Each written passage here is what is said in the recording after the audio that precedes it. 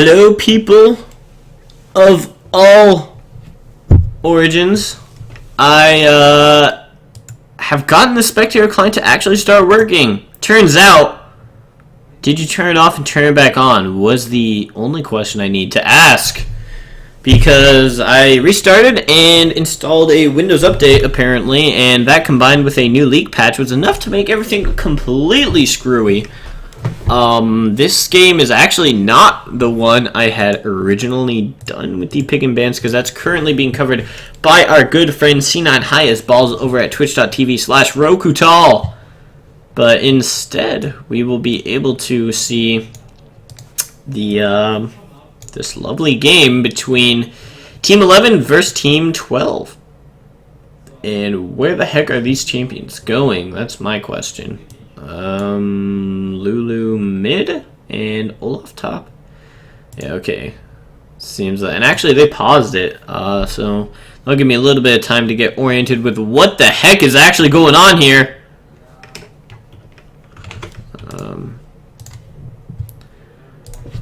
Stream back up.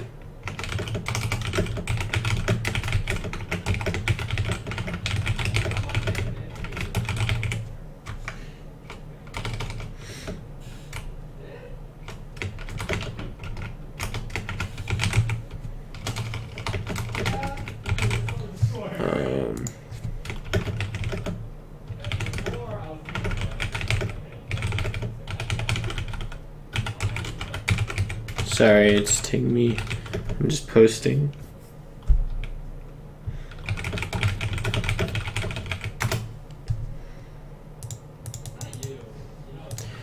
Alrighty, let's get into this right now. First, on the blue side, we have Team 12, White, Horochan, G.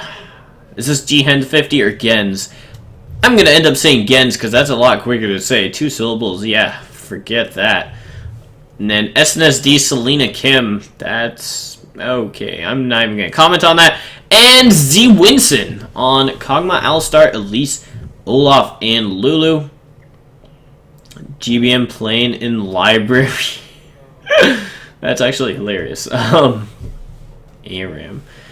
On the other side, we have Lutano on the Jungle Fizz. That's something I have not seen before. Or not seen played seriously before. At any rate, Chief Raccoon playing Darius, Nagus Kemba on Jinx, Juicebox Guy 17 on Viger, and Basketball Freak 101 on Janna. So, very interesting picks coming out from both sides. On the blue side, we actually see a Kog'Maw with the Lulu. So, Juggernaut composition coming out a little bit here. They don't really have that much peel elsewhere, but just having that wild growth and the Lulu on him makes him a huge threat once you get into the later stages of the game. And there is a Lulu mid, so you won't typically top laners, well, at least in professional play, they fall behind a little more often, but in the mid lane, she should be able to get as much money as possible, and that means that she'll have quite a lot of gold to spend helping out her Kog'Maw buddy. I do know that White is actually a challenger AD carry, so putting all the eggs on in his basket to carry the game seems like a pretty unsurprising choice.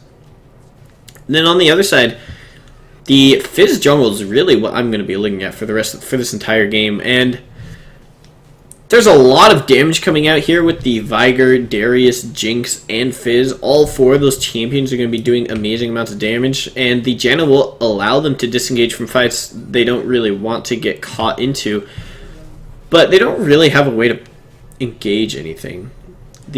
What they really want to do is try to snuff out vision in key areas of the map or in the jungles, and use that damage to simply delete their targets. Actually, White getting pretty aggressive here already onto the Jinx, but good thing the Eye of the Storm shield going to be keeping her nice and safe. Actually, level 2 comes out for Horochan. He goes all in already. Well, not all in, but he goes in for the pulverized headbutt combo, and they get some harass out, but pretty good return by Jinx. He's going to try to do as much as he can, but a Ghost comes out from Olaf. He's going to be trying to kill Darius, but Darius gets to the turret pretty safe and sound. Very aggressive in this bottom lane. White does not want to let up on the pressure before Jinx is able to get some of her health back with these potions. And we saw that Jinx traded evenly with Alistar earlier, but because Alistar is a support, he's able to keep a lot more potions in his inventory. And now Fizz, who actually started on the top side again, meanwhile ganks the top lane, misses the cocoon, but it looks like they're going to get first blood onto the Olaf. Fizz taking his sweet time, trying to skirt around the ward that might or might not have been there for the red side, means that actually red team is going to be able to sit at the turret pretty safely. And we'll see if he actually goes in here. The exhaust comes out, but he looks like he's just going to back away from that kill. And good awareness and communication from his team, knowing that they had warded that bush in the river. So being able to get that kill, and especially since I think White was kind of losing his cool there. Janet blew the exhaust pretty early, and that should have been an immediate red flag. But it was too late at that point. So Lutano timing that very well, matching the kills evenly across both sides of the map. That being said, I think it'll be easier for Darius to stay in lane than the Kog'Maw, just because with Janna you're able to mitigate a lot of that poke damage, and Darius is going to be a powerhouse just with his base stats. Although once Olaf starts to get the phage, we'll see if he can land a lot of continued harass. Actually, I might be a little bit mistaken. Look at that much damage. He great apprehend, gets him into the turret, and the bleed coming through onto Celine and Kim. Gonna be punishing him a little bit. Olaf could have won that trade very easily, but he tries to get a little bit greedy here. Now that he is low on health, he will get that huge attack speed bonus from his Vicious Strikes active, but I don't think Darius is really even gonna allow Olaf to get that close in the first place. Gonna try to stay as far away as he can, even giving up the CS, trying to get the experience if he can, just so that he doesn't fall behind, because he's already one level down at the moment. Yeah, he's not even halfway to the next level. So Celine Kim does have a fairly substantial advantage in terms of experience. And that might be really important at level 6. And Chief Raccoon does get that. Oh my gosh, another turret apprehend means that Celine Kim going to take 2 turret shots. I think this might just be the tournament jitters getting to him, because he's been so aggressive so well, landing so many axes, but just not staying calm when Darius is apprehending him. And that means that if he was level 6 and had not taken those 4 turret hits, once Olaf had gotten the Ragnarok, now that gives you a bonus movement speed. You can just completely engage onto Darius, kill him, and walk away, because he did have that full level advantage. But now that he had to go to base and now he doesn't even have the teleport to come back, you can see that Darius is actually pretty much caught up in terms of levels. Olaf is a little bit ahead, but Darius is going to have his teleport once he wants to come back. And that also forces Olaf to go back without finishing his phage, which means that once Darius gets here, not only will he have equal items, but he'll be able to throw a ward for the Elise if she decides to gank that top side again. In the mid lane, they're just both pretty passive mid laners in the early stages of the game. Viger obviously wants to farm up his Q. I do like the Janna pick against the Kog'Maw, because it does allow you to block just that auto harass a little bit. And Janna has been a champion that's been really popular. I'll get back to that in a little bit in a second, because White is actually trying to engage onto Nagus Kemba with Alistar, so a lot of good damage coming out there. You can see Alistar's actually fallen a little bit behind some levels himself. I'm just going to turn the sound up a little bit, because I think it's a little bit low. There we go. That feels a little more exciting to my ears. Pretty poor ward coverage on both sides of the map. Darius making sure he doesn't get jumped around and doesn't get jumped from behind.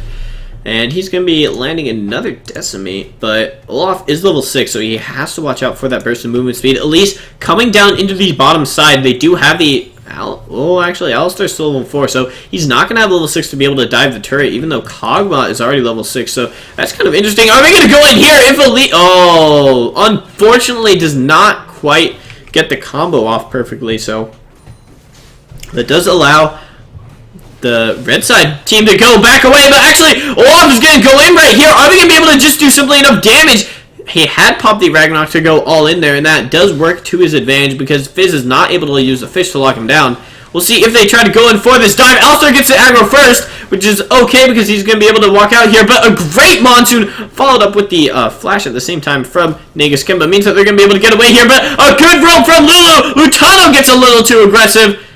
Getting greedy for that kill, buddy, but he will go down. Darius is going to try to desperately catch up in gold. You can see that he's down 1,200 right now because Olaf just picked up his second kill. So that is going to be really rough for him. He almost can't even get in range of Olaf right now. Olaf has the red buff, and as Darius, one of the worst positions you can be in is in a place where you can get all in, or you can die to an all-in attack, but so you can't really see us safely. And Alistar is going to engage onto Jinx again, just pretty much going in on her whenever she tries to come up for farm. He takes a lot of her auto-harass in response, but he does have a couple more potions to be able to heal up. And you can see that they are ahead by 10 CS, even though White died to that gank earlier, so it's paid off a little bit. We'll see if Alistar ever gets punished for being that low, though. And Chief Raccoon is landing these decimates to heal up, but Selena Kim just returning the favor with all of his abilities.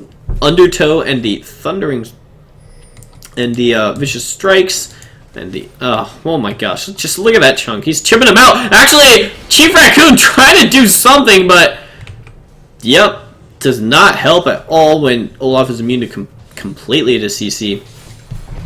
And that means that Olaf pretty much has the entire lane to himself right now. This is going to be a huge problem going forward. If Darius is not able to be the front line his team needs him to be, then there's nothing really blue or red side can do against a fed Olaf. And the worst part of it is Olaf isn't even the main part of their team composition. Yes, they do have the flexibility with the Lulu to allow Olaf to really shine in team fights, but the fact that they're going to have the Kog'Maw, who's already ahead in CS, albeit by a little, but Kog'Maw will be getting really scary later in the game, and it's just going to be so hard for red side to survive at all. Team 12 looking really strong right now. I also want to touch on the Janna pick a little bit. She will be very good against most of the engages like the Alistar or the Elise, but one reason why you haven't really seen her being picked at Worlds is because Tahm Kench can pretty much do her job better. Especially when you're playing against an Olaf. If you're Janna, you can shield your AD carry and maybe get a Talisman of Ascension to help your AD carry run away a little more, but Tahm Kench, you can literally prevent them from dying despite all odds, or against all odds. So having the Janna against Olaf is not going to be nearly as useful as something like a Tahm Kench would be. The only benefit to having Janna is that you're a little bit safer in lane because Tahm Kench is better against melee champions. Actually, they're just going straight on to Fizz, even though he used the flash. A good follow by the Jinx target. That's a double kill really early. Lulu not really calling out that roam quite at all. And that's just another 2 free kills, rotating it into a dragon for the red side. Team 11 doing what they need to get back into this game. Not only did they get the kill on the Kog'Maw, but they burned his flash. He's now 0-2. Jinx is going to be equal in farm, and that puts her up slightly ahead in terms of gold. And we'll see where they go from here. Once Kog'Maw finishes his Triforce, that is an earlier power spike than the Jinx first item. Simply because Training Force pretty much gives you everything you need in one nice package. Versus the Infinity Edge, you really only get maximum value out of that once you build enough critical strike chance to really use its unique passive. So that's where the 2-item power spike really comes into play with the Jinx. And Alistar are going to be thinking about freezing the lane, but White just wants to shove it into the turret. Maybe get a little bit of pressure around the map, or even try to whittle that down a little. So, yeah. And again, I am postulating that Olaf is just going to be continuing to dominate this lane. Not a very hard assumption to make. these are just the undertows that are chipping down Darius. Darius is not getting in range to even CS, and with such a large wave built up at the turret, Fizz has to be on the top side to help him out. But Fizz is so low, he can't even come into this lane because Olaf can just pop his Ghost and ultimate because they are both back up right now and get a double kill. Nice play by Chief Raccoon. Oh my gosh, he's actually going to apprehend Olaf under turret, and they're going to force him to use the Ragnarok. The Chum the Waters doesn't actually land there, and you can see one undertow almost actually kills Fizz by itself. At least going to be answering the gank on the top side, but looks like they're backing off anyways, and Viger forced to burn the teleport. That does mean Olaf does run away, but not having that map pressure is going to give him the turret mid lane.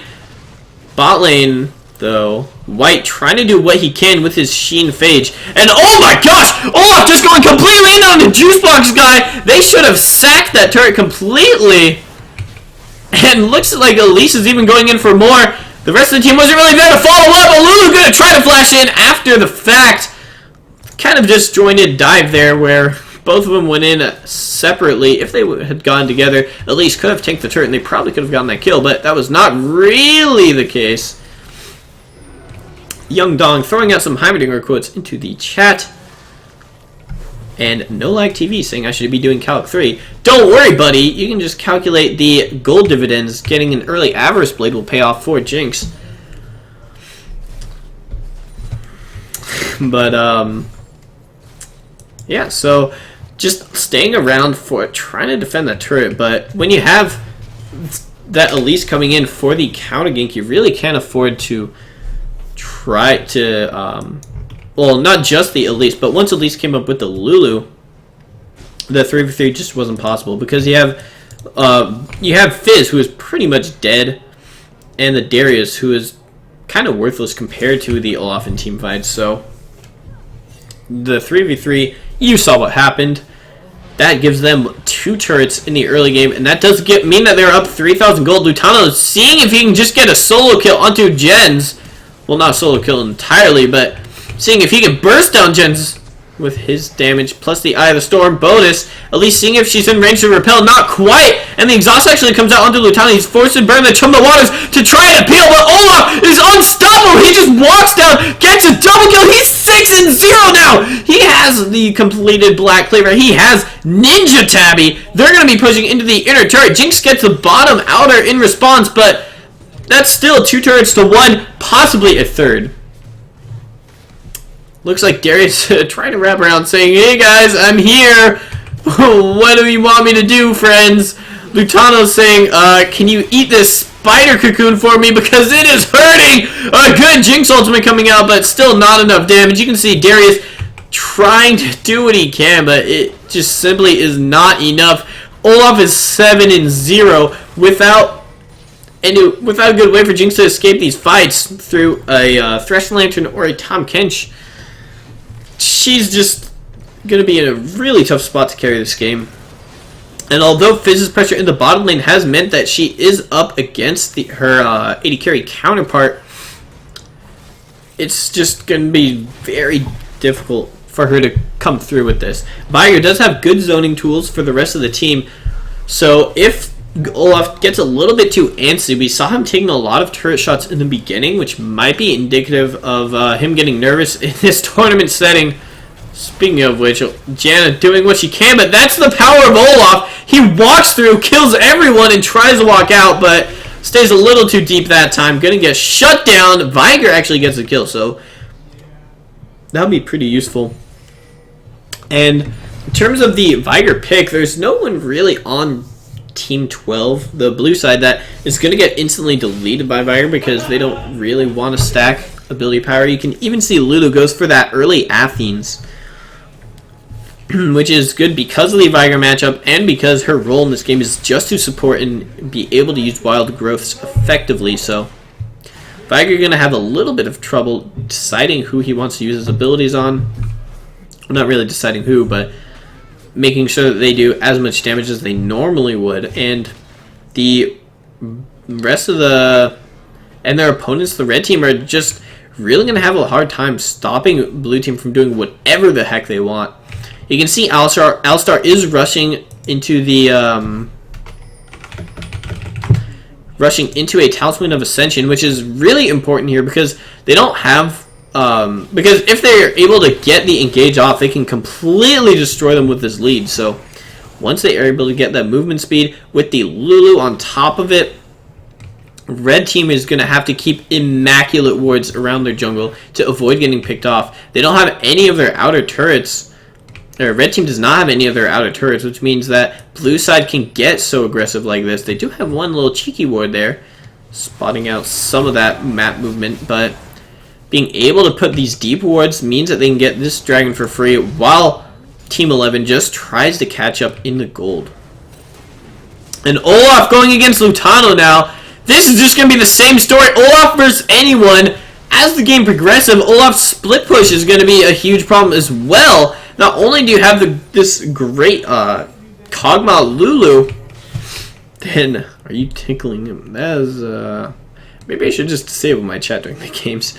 But, oh my god, Alistar actually going in onto Viger, and he will be forced to burn the flash. Alistar gets out of there. That means they're going to get even more pressure on the bottom turret. Nagus Kimba is the only person here to try to wave clear, but oh man. And you can see Olaf just moves around the map.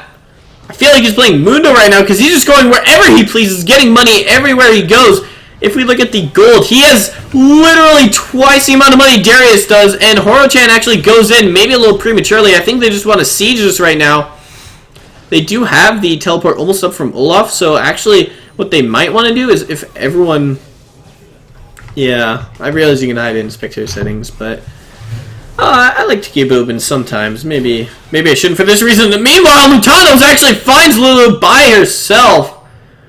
The entirety of Blue Side went back except for her. A little bit of miscommunication there and saying, hey man, watch out, we cannot back you up.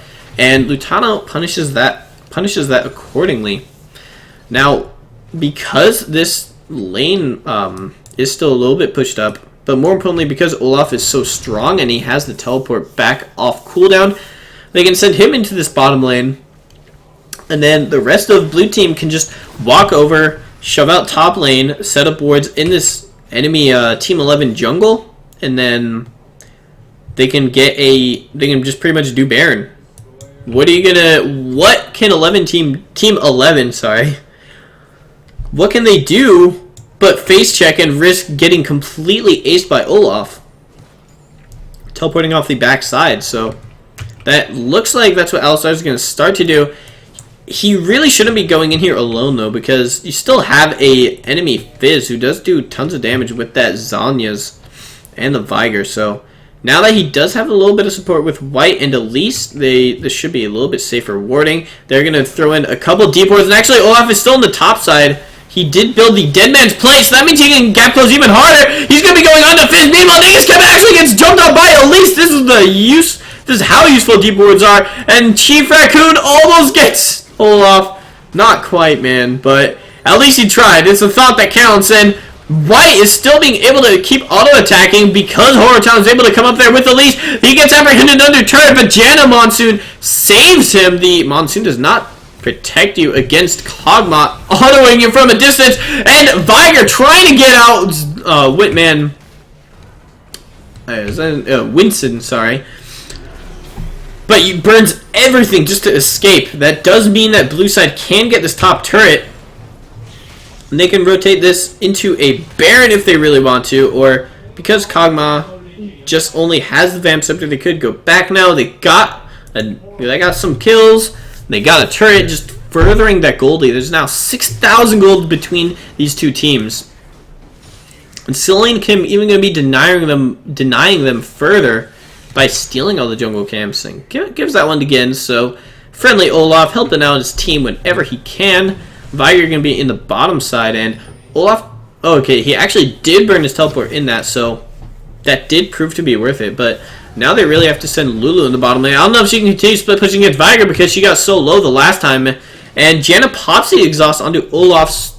Some people might be wondering why you would do that, because Olaf's obviously immune to the CC, but it still reduces your attack speed on when you use it on somebody like Olaf, who, even though they don't get nerfed by the movement speed. So It will still be somewhat effective. And now the entirety of red side is just coming to face check this. Horror-chan should be looking to keep him out of the pit, but I don't know. Well, that did work. He should pop his ultimate right now. Does he have it up? He had it up. I don't know why he died there. He could just walk over, pop the... Well, I guess that's one kill for the red side. They're a little bit split up here, however, and because they don't really have very good primary engage, it's... Oh my gosh. I just know they're talking to each other. Jesus. But anyways, yeah, because there's no real primary engage, even though Alistair pretty much suicides, they can't capitalize and snowball that to the rest of the team. Olaf is going to be looking for the ability to engage onto Jinx right here. The rest of his team is so far back, though. This is what I was talking about. Maybe if they can get Olaf in a 4v1 situation, they could be able to scare him off. That is what happens. He has to back up right here. But Kog'Maw with the Lulu is getting so huge. He already has his training force. Well, he's had his training force for a while, but now that he has the... Oh my gosh, actually a flash! Cocoon does not quite land because Viger hasn't burned his flash, so Jen's seeing if he can close that fight out, but instead, they do just get the pressure on the mid-inhibitor turret with a Kog'Maw. I think this might be going down. Olaf is even... Because Olaf is at low health, that actually helps him a little bit here because it gives him more attack speed due to his passive. And Lutano trying to get a flank, but the rest of his team is nowhere nearby. They have a good side wave pushing the bottom turret, but... That's pretty much when that is the highlight of the game at this point. It's not looking good for you as a team. Their minions have actually done more damage than their champions. They do have that one turret in the bottom side, but the blue team can just continue to shove in these lanes, call red team out on their bluff for their inability to really pick the fights they want and just get objectives off it, and that's exactly what we're seeing. When they set up the Baron, they did have really good vision. Doing Dragon, I would have liked to see more pink wards, or just more wards in general, to peel back from, and they actually got into the inhibitor after a fight, so it's not like they had used all of their wards, I don't think. So, getting a little sloppy there. They can afford to do it because they have such a large lead, but I'm debating whether or not I should say worrying trend or not, but anyways, they want to make sure that they don't really get sloppy in situations where it actually matters. Because when you, that might have been punished by a team that is not this far behind, and does not have a Darius that is 0-5 down 100 CS. He does have his Chain Vest. Once he gets his Dead Man's Plate, eventually he might be able to gap close a little bit, but you really won't be able to even once he gets that against a Kog'Maw. Olaf, Selena Kim wants blood, trying to get that sushi, but Lutano just jumps over the wall, trying to juke him around. We'll see how that one turns out. Without Lutano, however, the rest of Team 11 doesn't really have a lot of burst, but here comes Jinx. He has her 200 power spike. A good 3-man knockdown from Horo-chan. His ult is still going off, so he does not die to the turret. Meanwhile, Lutano is still running away from Olaf, but he's slowly but surely wrapping around to this bottom side. Does he want to go in with his ultimate on all these champions? I don't know why he's going back to the mid lane now, because I guess he just wants to keep Olaf away from the rest of his team, but he's going to be teleporting in from the side. Or someone is, but it is not going to be Jinx, because Jinx instantly falls to the Lulu, and Lutano's here now, but it's too little too late. Oh my gosh! The Dark Matter getting a double kill, and a good flash by Lutano. Actually dodges out the headbutt. He's going to be able to Zhonya's and get the playful slash trickster onto Elise. Is it going to be enough? No! Dangerous Game is going to keep her alive! Even the wolves helping her out, giving her some health back. Nice smite, Lutano calling it out in chat, and Juicebox guy waddling away on his toes. Now, actually, Chief Raccoon does get the passive trigger, so he gets 5 stacks. Does he get the last decimate off? No. Elise going to skitter away yet again.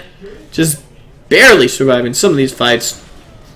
They do still have the pressure in the mid lane, though, with the super minions, so they might be able to get this turret nonetheless. Although, Viger is back. Good thing of him to buy the home guards, because Olaf might have been able to chunk that turret pretty quickly, else if he had not bought them. So now that Viger is actually 6-1 after getting that double kill, just off of poor positioning and reaction from the Team 12 there. That does give them a little bit of breathing room. Breathing room in that they have not lost the game yet, and their inhibitor might be coming up eventually. So Jinx going to try to farm up. She is ahead in gold still against the Kog'Maw, but with the Lulu, Kog'Maw is still going to be a little bit stronger than her in these fights. And Lulu's actually stacking pretty much flat AP now after this. Looks like she might be going for that Rabadon's, and Rabadon's on the supporty style mid laners is still good because it does allow you to give more bonus movement speed to your friends. And red team trying to clear out the wards in their jungle, they do need to be able to do this so they don't instantly die to Olaf. But how do you keep your jungle from getting warded when when they have the ability to pressure both side lanes at the same time? I say that while Olaf is still down here with the rest of his team, but he could easily go to the top lane. Actually, Lutano goes in from the front, and he's going to be able to kill White. Yes, White goes instantly down. Meanwhile, Alistar actually knocks Janna into the enemy team, but Jinx is still going untouched in this fight. Olaf blew his entire Ragnarok cooldown on this. Oh my gosh, this is going to be the comeback. Great cocoon from Jinx. Stopped her from continuing to follow up. The reset from her rocket does not go off. Is the apprehend land? No, not quite, but a flash.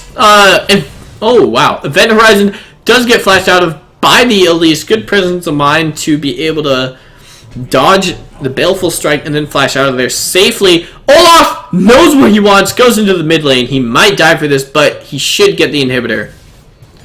And yeah, he does get that. Gonna ghost out of there just before the Event Horizon comes back up. So my gosh, that's almost a win for the red side, but they do still lose the inhibitor. So getting a little lackadaisical, keeping track of where, making sure that they're warding while chasing, or after pulling back from that fight. So Olaf was able to kind of walk over to that mid lane, and they had swept their jungle, but they didn't really ward any entrances to their base. So Olaf does punish them for that, and now they're going to try for a Desperation Bear, and it looks like they're down 5,000 gold here, which honestly isn't as much as I might expect because they have been so dominant in this game. White does just juke the Fizz ultimate, and a great job flashing at maximum range. Utano forced to burn everything just to stay alive, and he's not going to be able to kill White. The Lulu ultimate comes out, and here comes Olaf. He has his eyes dead set on Jinx this time. Darius can do what he can, but he's getting stunned by the cocoons. Going down, and Janna pops her Monsoon to get away herself. I would say she popped it late, but if you're against a Ragnaroking Viking, there is no late to peel for it because your peel will be ineffective anyways. What she might have wanted to do is stay very far behind Jinx and just use the Monsoon for its heal. But in either case, Olaf is able to get that kill. Also, the exhaust, I think, came out a little bit late from Janna against that Olaf. So Janna just trying to grab it with a Howling Gale, but is not able to do that. And these objectives are just coming up in sync right now. Lutano seeing what he can do against these minions. Jinx going to help him out there a lot. And she is still ahead in gold. Oh, yeah, just barely.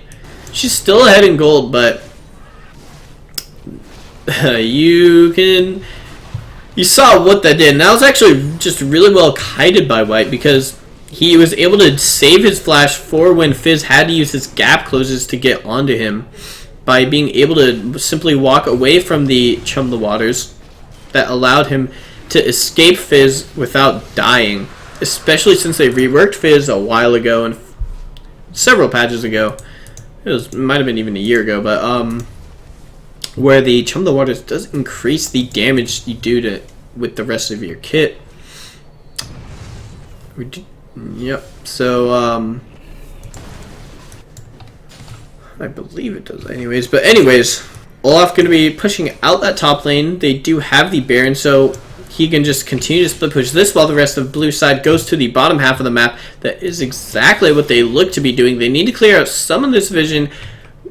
Team 11 does not really have the best vision in this side, but actually Olaf needs to put down some wards if he wants to split push himself. He's going to have to burn his ultimate to get out of here. But he's just going to go in onto Viger. He's on a rampage now. Deadman's plate, giving him the movement speed to maybe get away. No, Jinx does get the shutdown. They're going to have to give up the inhibitor for this. I don't think they can get back in time because the minions are here. Kog'Maw's here. He is using his spell to just melt through the turret, going for that inhibitor. That is 2 inhibs down now at the cost of simply Olaf's life. Blue team does not actually want to fight this though because Olaf is a major part of their damage, and if they get Fizz to engage on the Kog'Maw, that might be bad, but actually, Darius gets caught out, and White kills Nagus Kemba! Really nice job kiting by the blue side. Red team didn't really engage at once there, and that actually might be enough to end the game!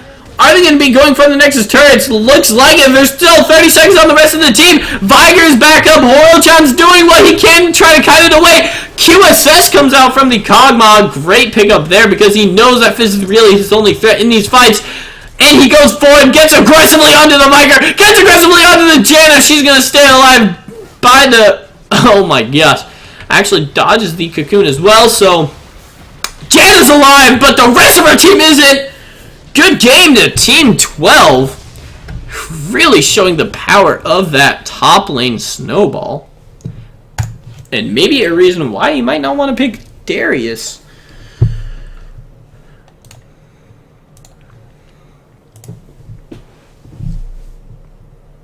Alright, but... Oh, it looks like I actually did not get the endgame screen for that, so I was not really able to. Can't really look at their endgame damage, but, yeah, I imagine it's pretty much Olaf and Kog'Maw. What the game plan was from the get-go, they set out to accomplish something, and they did. But, yeah, really well played by the blue side. They didn't really split push as much as they might have been able to, but they were pretty much, with all their movement speed, they kind of just walked into red team, and having the Janna pick is good against everything except the Olaf. So unfortunately for Team 11, Tahm Kench might be a little bit better in that scenario. I don't really know if their support plays that, but however, because Tahm Kench is a pretty new champion, not the newest champion, mind you, because Kindred is out as of today. But yeah, we really saw the split and focus of the two junglers, where Elise got the top lane snowball and Lutano got the bottom lane snowball, but because bottom lane really couldn't push that advantage to the rest of the map, Alistar was able to continue to just peel for his AD carry, and White had some good mechanics to stay alive in a couple of those fights. Olaf, however, completely able to punish the Darius. So, also in part because once Jinx gets ahead, the Infinity Edge versus the Triforce is still favors the Kog'Maw, just for that, because Triforce is such a strong item. Yeah, Olaf was just able to do it, able to carry the game so much easier. But anyways, that was a pretty one-sided game in the top lane, at least. Yeah, good efforts by both teams. I did like how they both had distinct game plans and they tried to execute on them. Team 11 also didn't have the best engage on their side, so we saw a couple times they tried to catch some people out and then they were simply able to walk away. So, a little bit unfortunate for them, but also the Viger pick not really shining because there weren't any prime ability power targets, but yeah, anyways. Hope you guys enjoyed the stream. It was pretty fun to cast. And I'll see you later.